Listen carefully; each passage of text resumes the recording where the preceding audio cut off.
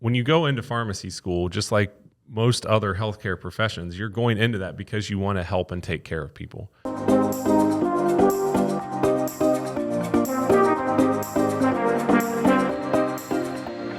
Welcome to the Small Nation Podcast, brought to you by CoverLink Insurance, where people are more important than policies. On this show, we unpack lessons from entrepreneurs, break down development strategies, and do deep dives on small town success. Our goal is to provide value to our listeners by hosting conversations that teach, inform, and inspire.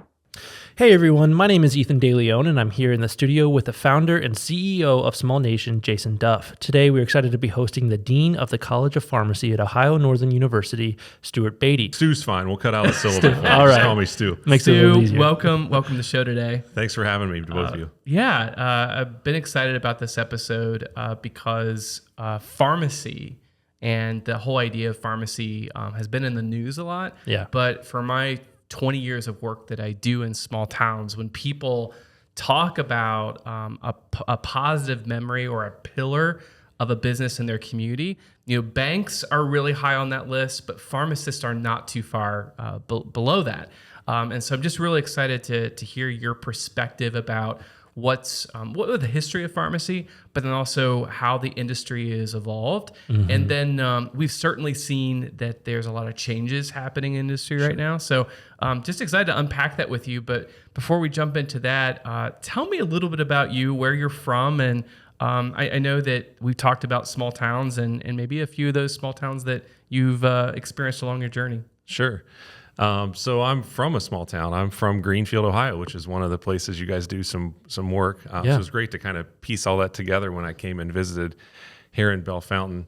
I grew up on a family farm. My family, we actually just last weekend had our 200-year anniversary of family farm down in Greenfield. So wow. 6th generation Super of a Beatty cool. farmer down there.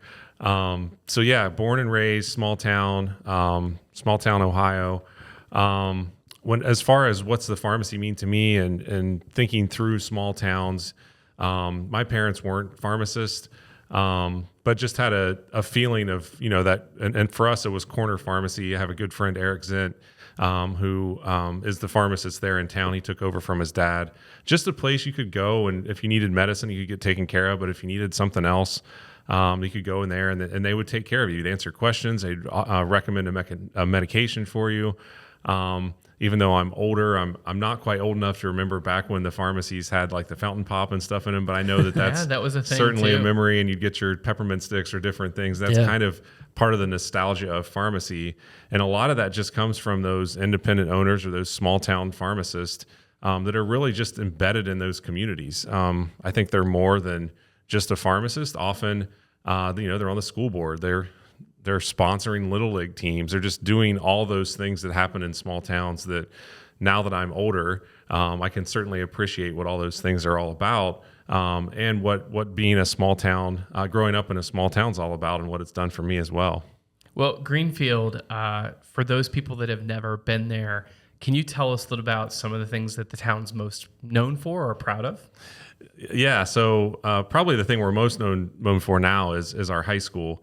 So it's Edward Lee McLean High School, even though it's in Greenfield. And Edward Lee McLean was an inventor, and he had some inventions back in the early 1900s and became very, very wealthy and gave a lot of money to have a school in the town.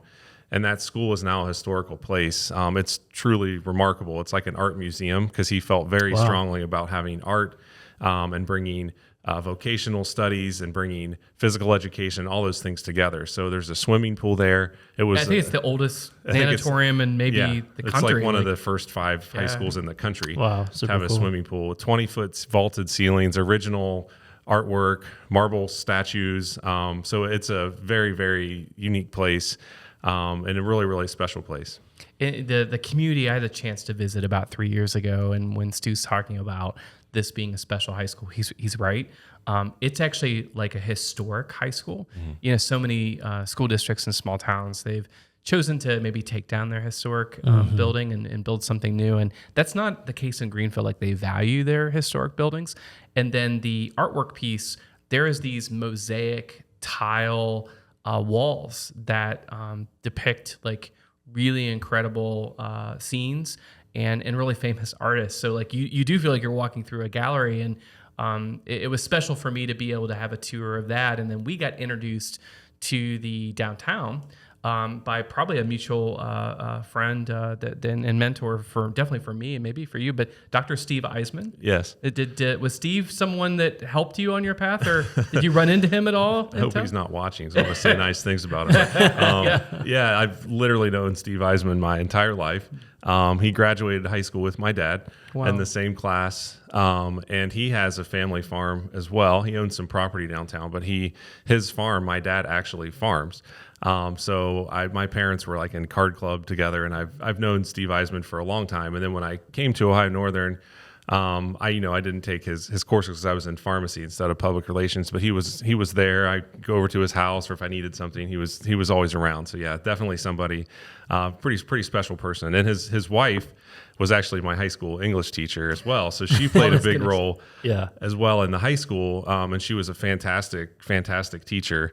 So yeah, definitely special people. Well, you see how those connections, and that's the other thing when people ask me what's unique about living in small town Ohio, it's those connections. Yeah. And Steve, when he became a professor, it was in PR and marketing and public speaking, and he created a club where PRSSA and other clubs on the campus that he would really pour into those students, and then on a national level encourage them to compete or go to competitions. And recently I had the chance to attend one of those national events where he was recognized as a fellow, which is a very special role for PRSSA. But it's hard to believe someone like at that stature and that credibility in the academic world and the impact they had on students actually grew up in a tiny little farm town in Ohio. Right. And that is kind of the neat DNA. But the thing about Greenfield is that they're ready for the next innovations and ideas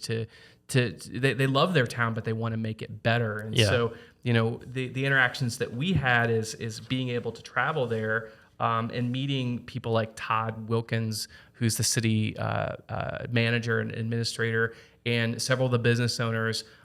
It was, really trying to think about the next iterations with things like pharmacy or restaurants or ways to bring those big city amenities to a small town. But so you and Eric were friends through school, and it's a multi-generation pharmacy, right?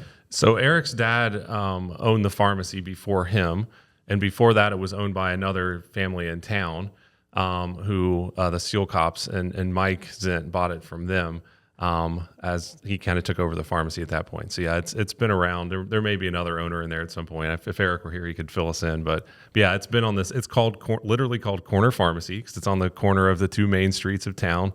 And it sits right there, and it's been there for a while, for sure. Did that help? How did you decide to be a pharmacist? Yeah, so I honestly wasn't exactly sure what I wanted to do coming out of high school, but I knew I wanted to do something in science. I wasn't sure if I wanted engineering. I was pretty sure I wanted some kind of healthcare, but I didn't really know what. And one of the things that's actually unique about Ohio Northern still today is their pharmacy program. You can get into their pharmacy program directly out of high school. It's one of only a few programs in the country that allows that.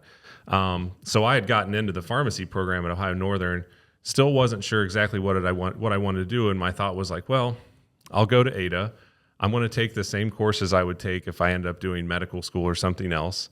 But I know I'm already in this program that's not easy to get into. So if I don't like it, then I'll just transfer out. If I end up liking it, then they're going to have to kick me out because I'm already in it. There you go. And then I was fortunate enough that I really, really love pharmacy and what they can do in the community, which is why I'm excited to be here. Obviously never left. And then I came back even to Ohio Northern, which wasn't necessarily something I thought would be on my career path. I'd done some various things as a pharmacist, had done some different leadership things around the state, and an opportunity was there for a new dean at Ohio Northern. And I kind of thought, well, if I was ever going to do that, it would be at my alma mater. It'd be at Ohio Northern, pretty special place. And here I am. So That's awesome. And I know ONU has respect when you already mentioned some of the cool aspects about the program, the pharmacy program there, but tell us a little bit more about what that pharmacy program looks like today. I know there's some cool stuff happening with HealthWise and HealthWise mobile clinic. So maybe share a little bit about some of that. Yeah, so ONU, the College of Pharmacy has been there this is our 140th year. Wow. So it's been quite a while. We have more than 7,000 licensed pharmacists in the United States, our ONU alums. So those would be our alumni. They're still alive. We have almost 3,500 just in the state of Ohio. So it's a very, very well-respected pharmacy program across the country. We have graduates practicing pharmacy in all 50 states and in 20 other countries. And they're in all aspects of pharmacy. So they're working for drug companies. They're working for hospitals. Some of our folks are at the top of some of the biggest health systems in the country. Some are working on curing cancer. Some of them are working for some big corporations, some of those box corporations, like you say. We've got folks very, very high up there, as well as pharmacists that are in those stores, and then our independent owners. So it's really kind of all over the place. Because we're rural, one of the things that the decision was made a few years ago to really help become a site for our students to learn. Because we're rural, we don't have a whole lot of other options. We don't have a major medical center across the street, right? Or we don't live in a city where there's 5 pharmacies on every corner. So they made a decision to open a pharmacy inside our building. So we actually own and operate an independent pharmacy that would be just like Corner Pharmacy. It's open to the public. Anyone can get their prescriptions filled there. We also have a mobile clinic that I know we're going to talk a little bit about that actually goes around Ada to the 3 or 4 counties in that area. We deliver essentially primary care on wheels. We go directly into the small towns or into areas, and provide care where no one else does. And it started as a really, really good learning opportunity for our students, but we realize now how much more that is, and we're kind of looking to take the next step with that. And we also have a call center that operates out of there, so that would be like a non-dispensing pharmacy. We have our students calling patients all over the country to go review their medications over the phone with them and see if there's any errors and see if we can make recommendations there. So all 3 of those things are kind of operating under the roof of our College of Pharmacy there in Ada. It's pretty impressive that there's that many alums that are pharmacists around the country.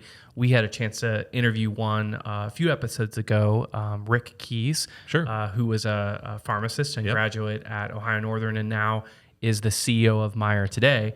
And so, while he's not a practicing pharmacist, that education and that experience that he had is serving him well in the role of running one of the largest grocery chains in the country. So. Yeah, absolutely.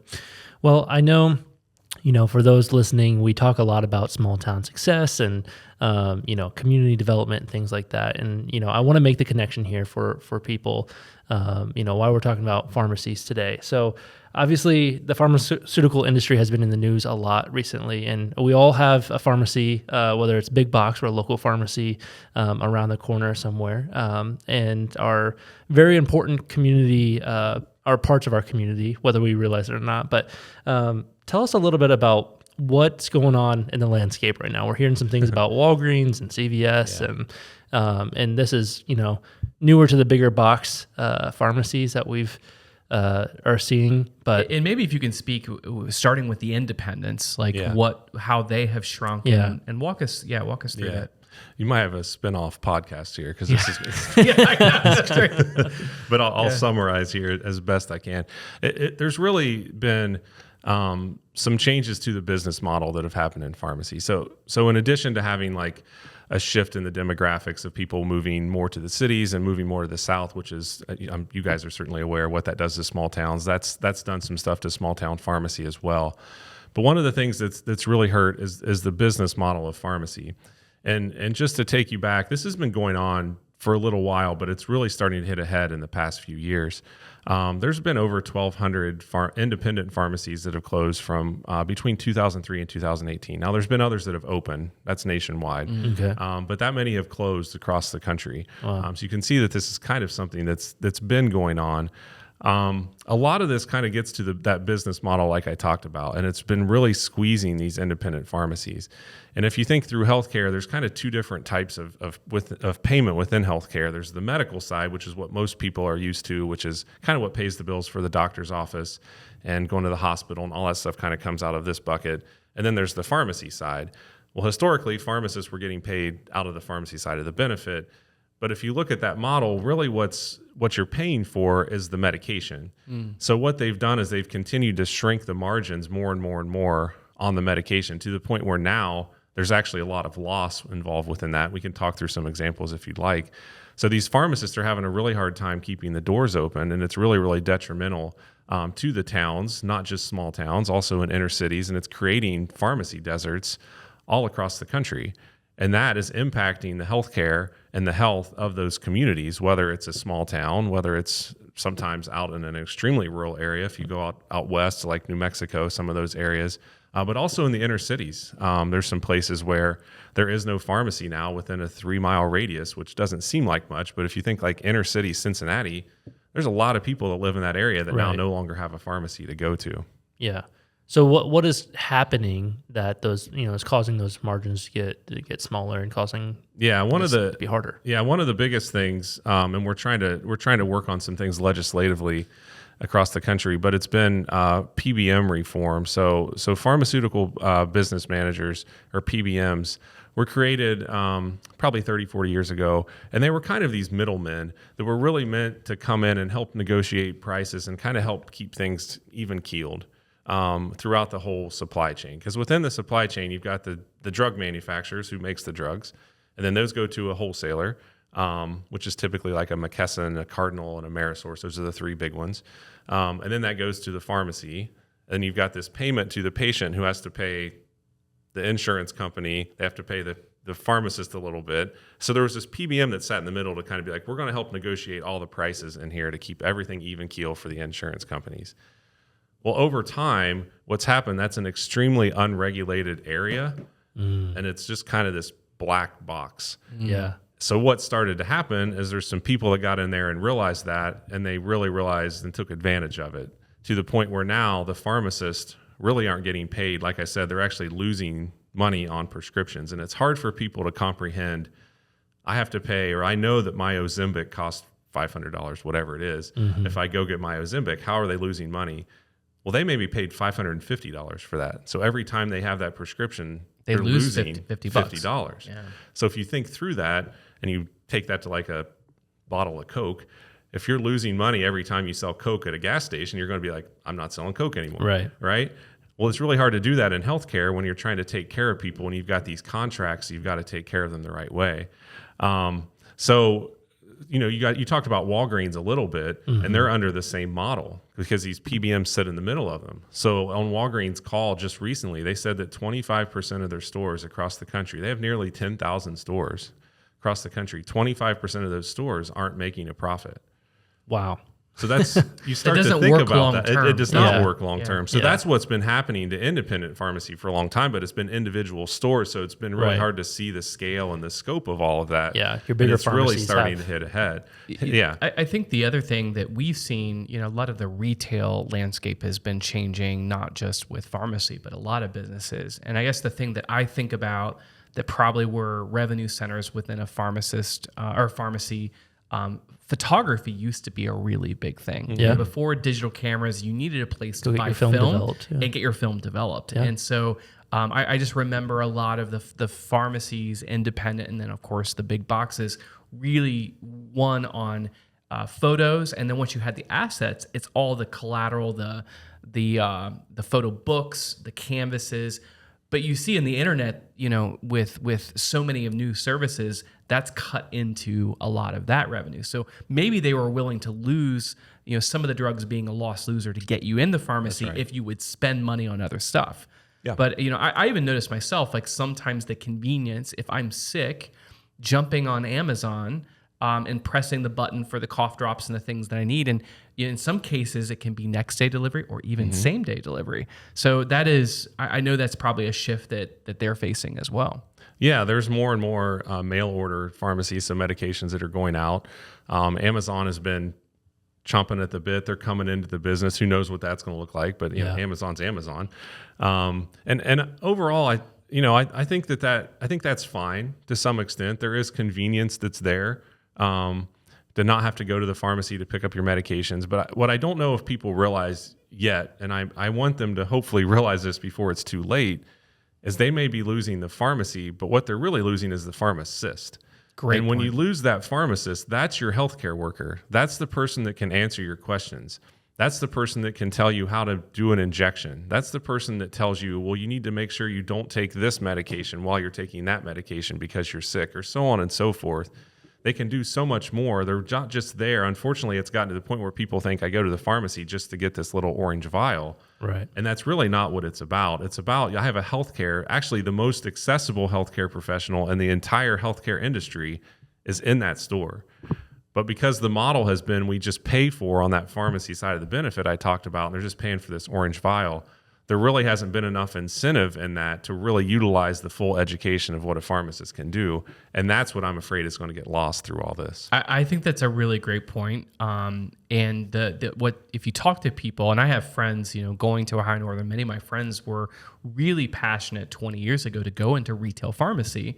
And the reason why they wanted to do that is they wanted access to doing patient care and advising. And it seems like if you talk to folks today, how the business model has changed, the amount of prescriptions they have to fill and the amount of stress and anxiety, it has been challenging to find that focus.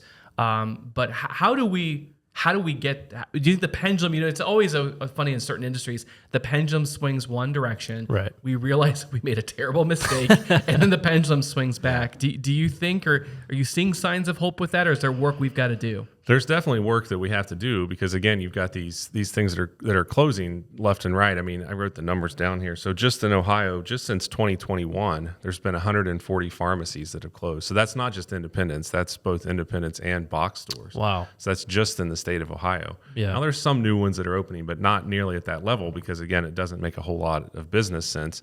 And I know that where you live, Joe Kraft. So I talked about Greenfield a whole lot. I live in Plain City, another small town, even though it's quickly becoming a suburb of Columbus and Dublin, but a very small town. And unfortunately, just this year, Joe was one of the early ones that unfortunately this happened to, but it's been happening a lot this year. He had to close 4 pharmacies. So those are 4 pharmacies in small towns, and one of them was kind of in more of an inner city area that now don't have access to that pharmacist. Those people have to travel 10, 12 miles to get their prescriptions now, which doesn't seem like a lot, when you drive 30 miles every day, 40 miles every day. But if you have transportation issues, if you have a truck that you've been driving for 30 years, it's not reliable, and you have to think about, I have to go do that, and I forgot something from the pharmacy, so I have to go back the next day. I mean, that's a really big deal to not have access to those things right there. So I do think we need to do some things differently to try to protect just the pharmacist and those pharmacies to be in those stores and not create those pharmacy deserts. Part of that is we have to rein in, and we have to get some PBM legislation passed. Unfortunately, the way legislation happens, we can pass it today and it won't go into effect until when does it go into effect? Right. Yeah. So we definitely have to do some things to help prop up that industry. A lot of the states have done things on a individual basis. We haven't done as much federally yet. But just within the state of Ohio, they've been really active on PBM reform and trying to do things. It's a little bit like a shell game. As soon as we pass something here, they move it over there because it's so much of a black cloud. But we've been really trying to hone in on them and pass things across the states. All right, at this time, we're going to take a quick break to hear a word from our sponsors. Brew Fountain is voted best beer bar in Ohio. Come visit their award-winning team in downtown Bell Fountain for fresh, local craft beer, soups, salads, sandwiches, wine on tap, and handcrafted cocktails. And they're always available to cater your next event with their boxed lunches and platters. Cheers to Small Nation. Come check out 600 Downtown Pizzeria in downtown Bell Fountain, where they cherish the art of making the most authentic, unique, and delicious, world-famous and award-winning pizzas. Their team hand-spins each pizza the old-fashioned way and only uses the freshest of ingredients. Come see why they were featured on the Food Network. The other thing I think needs to happen is we need to incentivize those pharmacists to provide that higher level of care. So they're not just giving you the orange vial. They're actually talking to you about those medicines. They're actually talking through those interactions and saying, okay, maybe instead of just giving you this, maybe this actually isn't the right dose for you, or maybe it's not even the right pill. Let's actually talk to you and give me your blood pressure readings. And if you're not at goal, I'm a pharmacist. I know what medicines you need. I know what can adjust your blood pressure rate. So incentivize me to actually provide that care to you instead of you just taking the wrong dose of a pill and maybe seeing your physician and 6 months when you can get back in and you've been on the wrong dose of a medicine the whole time. So we've got to incentivize that structure at the same time that we're making sure that you're not losing money on the actual product that's there. And how would that work? Like in your perfect world, I guess I'm curious, because it makes sense. I have the same, preconceived idea of a pharmacist. You go and get your prescription filled, and that's about it. You don't have beyond that interaction. So, do you have any ideas on direction that you would like to see the industry go? Yeah. So when it starts to come to that, that's also kind of a legislative thing that we have to make sure that pharmacists have access to payment. I think that the payment can be in line with nurse practitioners, physician's assistants, primary care physicians. We're going to have a huge primary care shortage in this country in the next 10 years. And as a result, there's a lot of people, they're starting to hire a lot of nurse practitioners and physician's assistants to do that. Well, they have access to some of those codes to get reimbursed for that care that I pointed out that a pharmacist doesn't have access to. And again, it doesn't really make sense. It's not about putting a pharmacist up against a nurse practitioner, a primary care physician, or a physician's assistant. To me, this is all about access. And it's all about the fact of, I live in a small town. My parents live in a small town. I want them to have access to healthcare. So where's the access going to come from? We've got someone that wants to open a store in a small town and wants to be part of this community, and they're not incentivized to actually take care of that person. So we've got to build that model out a little bit. There's, again, been some things that have happened on the state level. Ohio's done some things. A lot of other states have done some things to start to have that payment take place and that incentive take place. There needs to be some stuff federally, but we also need local employers and private insurance companies to come in who can make those decisions now and say, yeah, we think you can get better value care if you include a pharmacist in that model. They just need to flip the switch and say that they can start to do it. Yeah. We've seen innovations. I think here in our market, we were struggling with having enough primary care providers, and a group of doctors decided that when they were looking at their Medicare and Medicaid reimbursements, it just wasn't supporting their business model. So they broke out and created a direct primary care practice. It's called Hickory Direct Medical. Dr. Marie Barth kind of led that up, and their husband Steve ran the business side of it. And then they brought on other nurse practitioners to that practice. They have a membership rate, so you pay around $41 a month to get access to the practice, and the level of care that they're able to provide. Everyone raves about that. So it was kind of innovative, 10 years ago, and everyone kind of said, "Oh, there's no way this would work." But when people started actually having the result, having better care, my hope is there might be some innovations. Are you seeing? Is that a model? I know compounding pharmacy is kind of another niche in itself, but are there creative ways that you're seeing in the marketplace that people are able to make money but also provide great care? Yeah. I mean, we've talked a lot about community pharmacy, and that is kind of the front face of what the profession is. But if you look in physician practices, you look in health systems, a lot of them have been able to take kind of these bundled payments, these value-based payments, similar to what you're talking about, and recognizing that there's value to having a pharmacist on the team. So they're hiring a pharmacist to work directly in their office. So it's just kind of taking that model and saying, okay, what's the next step of that? Where's our access point? Well, it's in this pharmacy where they're all already coming to get the medications. It's in a mobile clinic where we're taking the care out to the patients. But again, let's not just incentivize them, the pharmacist, to give them the pill. Let's actually incentivize them to talk to the patient, similar really to what you're talking about. It's all about being part of a team. So if I can gather something as a pharmacist and I can take care of that patient, that's great. I need to have the expertise to know, okay, you asked me a question or there's something going on here that's outside of what my knowledge is. I need to go ask somebody else. That's not any different than any other profession, right? That's how everything works. So we need to work as part of a team to do all of that and kind of build those teams out across networks. And I think that can start to happen. There are some small pockets of where that is happening and where pharmacists have been involved. It just isn't extremely large scale yet. And I think a lot of that's just because the business of healthcare payment it's just so scrutinized, rightfully so. But it makes that innovation hard sometimes because you have to have an initial investment or an original idea to say, is this going to work or not? Yeah. And sometimes it can take 5 years to, if you're talking about preventing a heart attack, the goal is that we never have a heart attack. So how much are you saving? How much money was saved? And that whole thing can be really hard to kind of add up sometimes. Yeah. Gets complicated quick, I'm sure. Yeah. One thing that I've been following is after COVID, I think there is kind of a focus that people are paying more attention to their health. Sometimes that starts with what they're eating, or what goes into the foods that they're making, or where their foods are from. And the same goes to maybe where and how they're exercising. With people focusing more on health in general, is that an opportunity as you're thinking about the future pharmacist and how we get more people, especially young people, wanting to pursue this as a career path? What are the selling points, do you think, of pharmacy? Yeah, I mean, I think it's exactly that. I think pharmacists, when you go into pharmacy school, just like most other healthcare professions, you're going into that because you want to help and take care of people. Pharmacists happen to have the expertise of the medication. So we have a lot of students that come in and say, I want to go into pharmacy because I want to be in healthcare, but I don't like blood. They probably, there you go. Yeah. Okay. I mean, you can still be involved in blood, but we don't need to get into that right now. But still, like there's a need for all of that. So I think when you think about what is the future of pharmacy, what can this look like? Like I'll just go back to the corner pharmacy model. Again, I know Eric really well. Eric's super smart.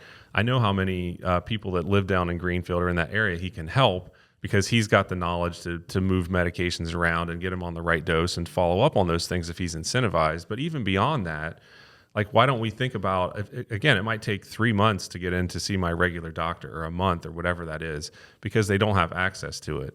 Well, what if those patients were going to Eric for those general follow-ups right there in the middle of town? And that frees him up to be able to see, I just got out of the hospital, I'm really, really sick. Now I need to get in to see the doctor.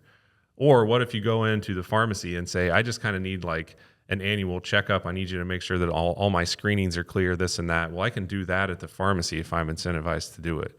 Or maybe I got a sore throat. I want to know if I have strep throat or not. Instead of having to go to urgent care, I have to go here. A lot of people just end up going to the emergency department, which just raises the cost through the roof. What if you go to the pharmacy? I can swab your throat. I can do a test. And within 10 minutes, I can see if it's strep throat or not. If it is strep throat, here's your antibiotic. You're out the door half an hour later on the right medicine, and you're getting better. So that's what I think pharmacy can be and should be. Yeah. And I think it could really help the whole system out, because, again, it's not taking away from nurse practitioners, physicians, anybody like that. It's really just working as part of the team to allow them to see the people that need to see them. Let the ones that I can take care of come to me, and let's all just work together on some of that health and wellness stuff, and hopefully prevent some of those really tragic things like heart attacks and strokes from happening as much. Is there a market for an independent pharmacist today? So do you have students, and I guess what is a path if maybe your town is one of those deserts? Yep. Like, how do you try to attract an independent pharmacist to come and want to open up in your town? Yeah, this is one of the things that the profession's worried about, are these pharmacy deserts. So I talked about all those pharmacies that are closing. I talked earlier about, I'll just use as an example, Walgreens has almost 10,000 stores. I saw on a call recently that almost 400 of those stores, that Walgreens is the only pharmacy in that zip code. So even the big box stores are worried about this. Yeah. I actually think the future of this, and kind of looking at the generation that's in school right now, they're a really entrepreneurial generation. They really want to do things differently. I don't know how many of them want to go work for big box stores or for big companies. So I can see entrepreneurial independent pharmacies really making a comeback. That's what I'm hopeful for. Because I think those people can realize, with cost of living and everything else, like, hey, you know what, I can maybe go back to my hometown, or maybe instead of living in the city, I can live 45 miles outside the city in a small town, and I can still go to the city what I want, but I can have everything that I want right here, and I can build it my own way. I can be my own boss. I can provide care to these people that are in town. I can feel like I'm part of this community back like what it used to be like. And I think that really can be a big part of our future. And there used to be, I remember historically in a lot of the postcards and signs, they were, for the grocery stores, it was IGA, was kind of like one of the partner dealers. And then Rexall was a really popular name. About every small town had a Rexall, pharmacy. Who are some of those players, if you want to recruit an independent pharmacist or a chance to resell, where would you even start to find some of those? Yeah. So a medicine shop was another one. Yeah, that was recently. a big one. I remember that. Yeah. So now there's a few different things you can see. They're usually have a specific name. Like we talked about corner pharmacy, so we'll keep going there. But it's Health Mart. Corner Pharmacy is actually what it is. So The wholesalers all kind of have their own branding that goes along with it. So McKesson kind of has a Health Mart brand. And if you buy into that Health Mart brand, you can get some different things with drug pricing. They can do some different things with inventory control and management and some different tools that you have by being underneath that Health Mart sign and using them as a wholesaler. Good Neighbor's another one. You may see Good Neighbor pharmacies around quite a bit, which are kind of going through the wholesaler. So you could go and talk to one of those wholesalers and say, what support do you have? What help do you have to kind of help me get on this path? And that, maybe some branding that goes along with it. Or you can kind of go out and start your own thing if you want. There are some people that are doing unique things like, I talked about the PBM. There have been some pharmacies that have opened, which are essentially cost plus, and they're just completely bypassing. Similar to what you said in the physician world, there are pharmacies that are opening like, we're cash only. And whatever our price is, we're just going to pass it on to you plus a fee. Like they determine what the fee is up front. Maybe it's, $5, $10 per prescription, whatever it is. But you can go there, and instead of having to wait through insurance and wade through all that stuff, they're like, if we have the prescription here, we'll have it. We'll give it to you. You pay cash only. We're not dealing with insurance. So some of those places are starting to open up as well. Mm-hmm. Wow, that's super interesting. And I think we are ready for some creative solutions here. I think so too. Well, I know on the real estate front, we have been asking a lot of the questions with our friends and partners of what do you do with the old 8,000 to 12,000 square foot big box stores? Like how can those be repurposed? Because they're oftentimes on a really prominent corner in a town. And they also have a drive-through component that's built into it. And usually alongside parking. And so I don't know if you've seen any. It's pretty fresh right now because a lot of them are closing. But there's a lot of questions right now. What do we do? And I know in Ada, Ohio, the campus of Ohio Northern, directly across the street is a Rite Aid, and it was 15 years ago, it was one of their brand new spanking best model stores. That's an important fixture and building in the community, and also right across from the campus. How do we repurpose those? Right. Yeah. I mean, that's a question that's being asked right now. So it's a really good one. And those are big square footage stores when you really start to look at those. I think there's some different things you can do with them. I think if somebody innovative could come in and have a pharmacy component to it, or have that start to look like a healthcare hub, whether that's a health system that comes in and buys part of that, but you could have part of that's a pharmacy. And instead of, up front where they used to have all the candy and the chips and the over-the-counter products and stuff, you could really start to break that out a little bit into different, potentially physician offices, maybe. Yeah. Maybe you have a counseling center that's in there. Maybe you have a lab that's in there so you can get some blood work and stuff that's done there as well. And that starts to take up some square footage pretty quickly. You obviously have to have privacy and things, or you have to add to the store and do some remodeling to it. Then I think you could have a smaller section in the front that does have some of those over-the-counter products. So that's one example. I don't know that takes up all the square footage within those stores, but again, it kind of gets back to this idea of it's not just a pharmacy, it's a pharmacist that's in there. It's a health hub for this community. You can go there for all of these needs or for various needs, not just because you need to have a medicine. So it kind of gets to that whole health and wellness thing you guys talked about as well. Yeah. Yeah, I appreciate you pointing that out, and I think we can understand the economics of it. It's never good news when businesses are closing their doors, but you pointed out that you're losing the pharmacist, or you're losing that valuable person. What makes a pharmacist such a valuable community member, in your opinion? Yeah, well, again, they're the most accessible healthcare professional when you look at those stores. A pharmacist, a lot of people don't realize, has been to school for a minimum of 6 years at this point. They have a doctorate degree in pharmacy. And pharmacists actually get more training on medications than any other healthcare professional does, including in medical school. Now, medicine goes on to residency and so on and so forth. They get a lot of additional training there. But if you look at the actual basis of medications, that goes to pharmacy more than it goes to anybody else. And if you look in the United States, 70% of office visits, there's at least one prescription. So 70% of office visits in the country have at least one prescription that has to be funneled somewhere through a pharmacy. Yeah. Why do you not want that healthcare professional more involved in the care for the follow-up of it? And then actually to see, is it the right medicine? Is it working? If it's not working, again, let's get you off of it quicker and get you onto something that is working, instead of just being like, oh, okay, we're on it. I mean, I used to work as a pharmacist in a physician office, and I can't tell you how many times we would come in and we would want somebody on dose X of a medication, but we have to start them here to start them lower and build it up. And they're coming back 6 months, a year later, and they're still here because they just missed their follow-up appointment, or they never came in, or they just kept getting it refilled. We're like, that's not even doing close to what we want it to do for you. No wonder your numbers still look bad. We need you up here.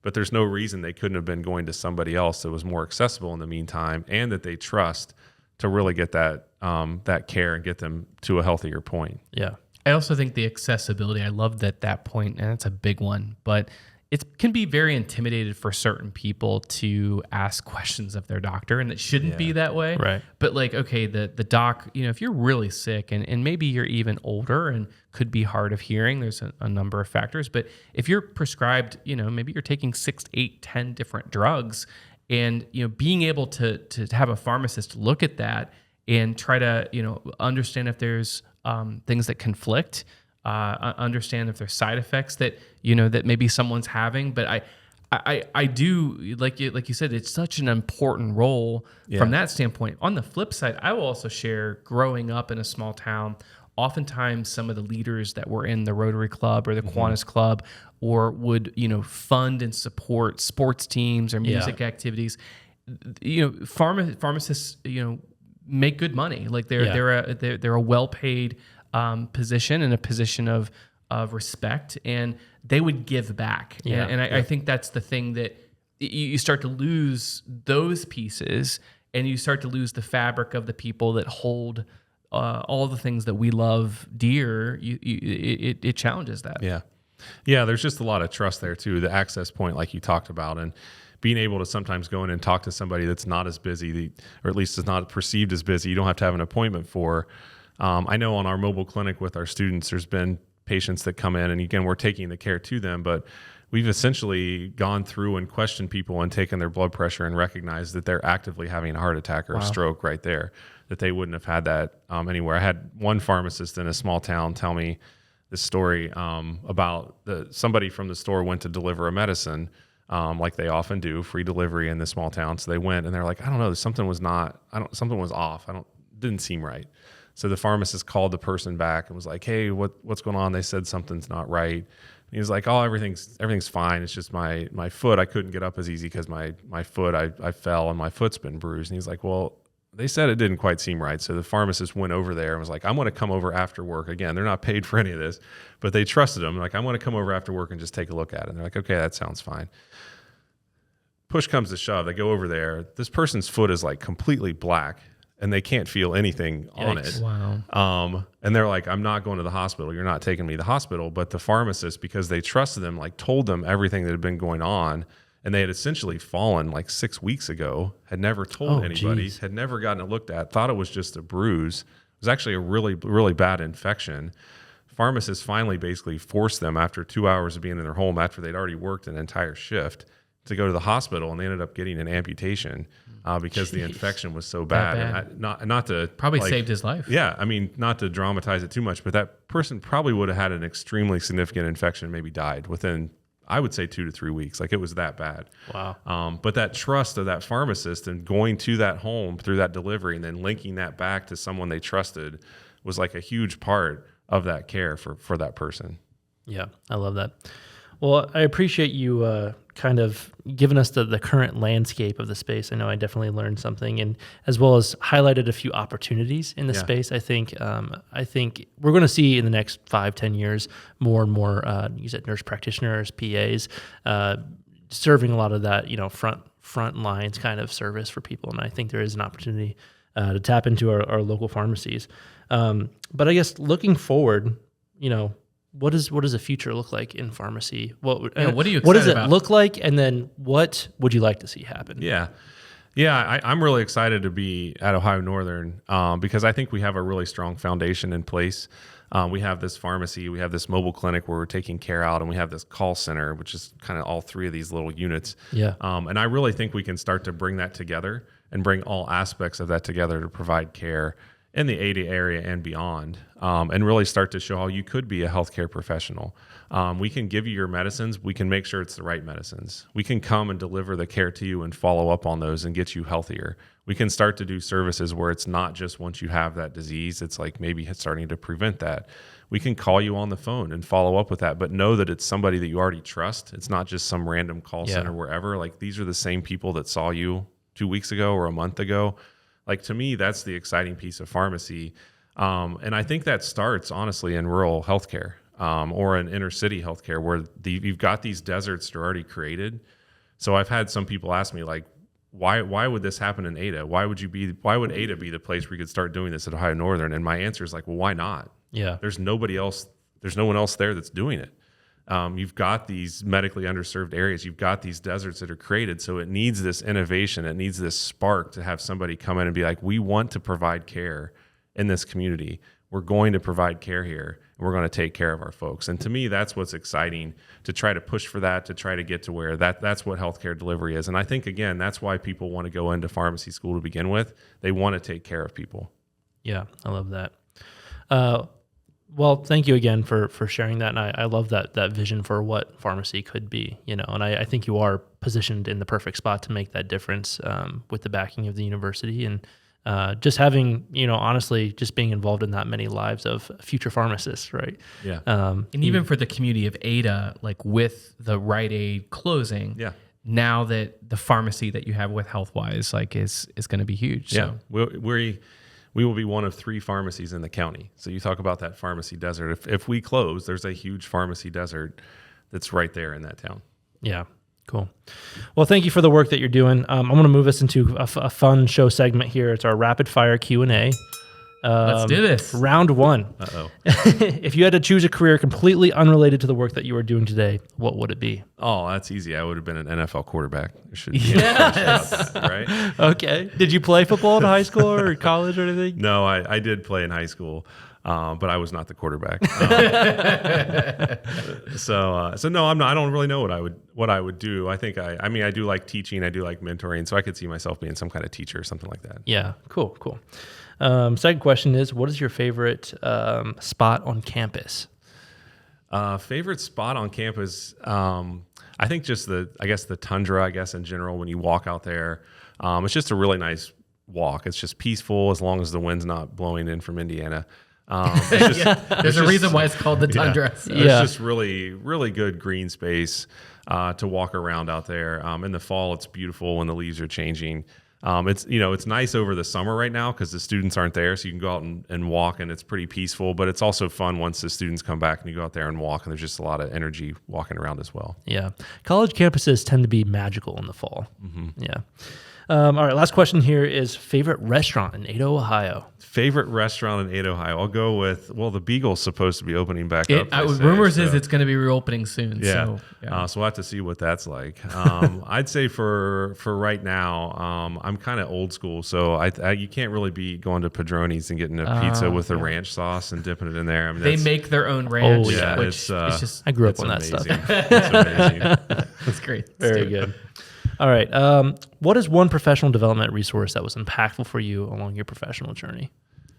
I think a professional resource, this is probably cheesy, but I would just say the people, which isn't really a professional resource. But I think the thing that makes a difference at Ohio Northern, and I had some other people not at Ohio Northern as well, but the people that made a big difference for me were just the people that would sit down and kind of see something in you that maybe you didn't see yourself and push you to do things. And I know I had that from some professors at the school. One of them, unfortunately, just passed away, Jeff Allison. He had a huge impact on many of us, just because he was so positive and always believed in all of us. Karen Kier's been doing that for years now. And I had some people outside of Ohio Northern that provided that to me as well. Mary Alice Bennett would just believe in me when I was like, I don't even know what I'm talking about. She's like, it doesn't matter. Just go out and do it. You got the right idea and you got the vision, so go for it. Yeah. We've talked about this on previous episodes here, but I'm going to dive a little bit deeper on what you're saying. Do you have any advice for younger professionals listening that they want to approach a mentor? Maybe they're intimidated or they don't know how to, or they feel like maybe their mentor is too busy. What advice would you give someone like that? I'd just do it. I think you just have to go in and ask questions. especially if you have an idea. And even if you don't have an idea, actually, if you're just kind of like, I don't really know what's going on, but I feel like this is a little bit off, or I want to hear, like, how would you think about this problem? How would you solve this problem?